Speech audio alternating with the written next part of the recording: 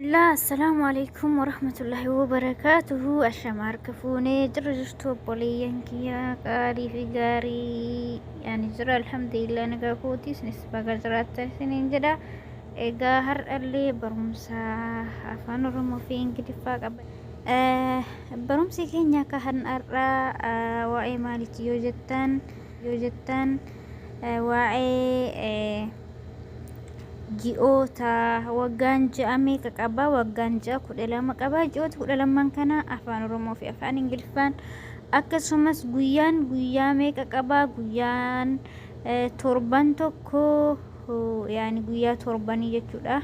Torban tokko guyyoota maqaa tokko tokkoon isaaniitiin jechuudha afaan Ingiliffaatiin wiixata hanga sanbata guddaatti kan jiranii fi akkasumas waqtiilee bona gannaa birraa arfaasaa kanaa fi kan kana fakkaatan qabadhee dhufeen isinii jira. Barnoota akkaan barbaachisaadha. Isa namni hundi beekuu qabudha. Irra caala namoonni kennaa fakkeenyaaf ji'oota waggaa kanaayyuu namni keenya irra caalan kun Ingiliffaa fi kun afaan Amaariffaatiin beekama malee afaan Oromootiin tartiibaan sirreessee namni hundi hin beeku. Kanaafuu viidiyoon kun isin barbaachisa jedhee isiniif hojjedhe hanga dhumaatitti na hordofaa isiniin jedha.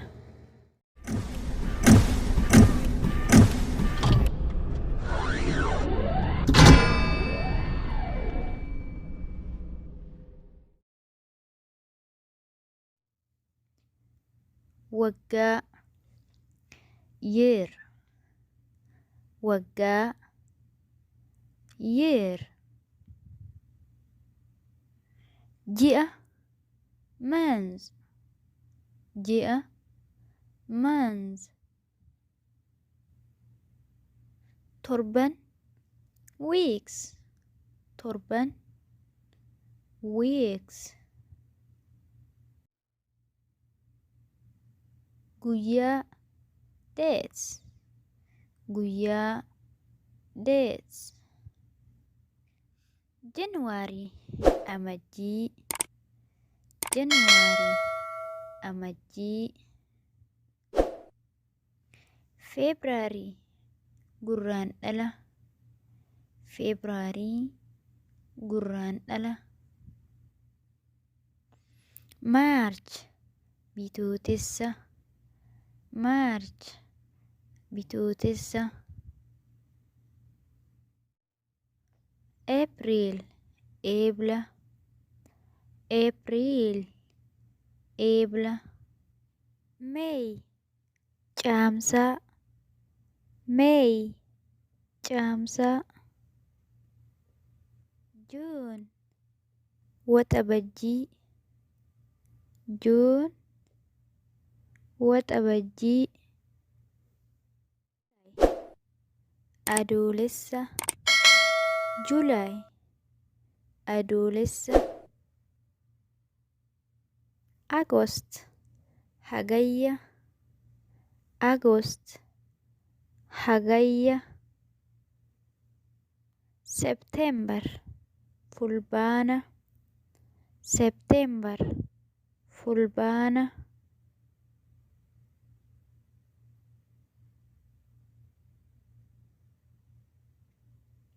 October onkololeessa October onkololeessa November sadaasa November sadaasa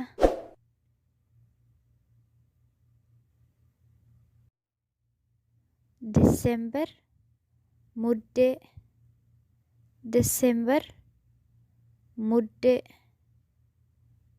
waqtiilee season waqtiilee season birraa spring birraa spring ganna winter ganna winter summer bona summer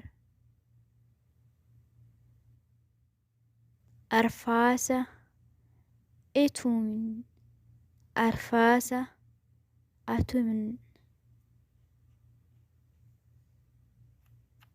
wiixata Monday wiixata Monday kibxata Tuesday kibxata Tuesday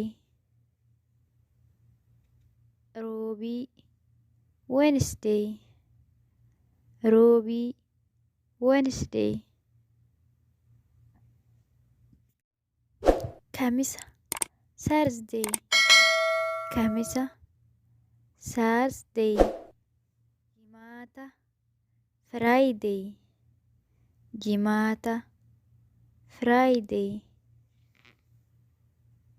sanbata xiqqaa Saturday sanbata xiqqaa Saturday sanbata guddaa Sunday sanbata guddaa Sunday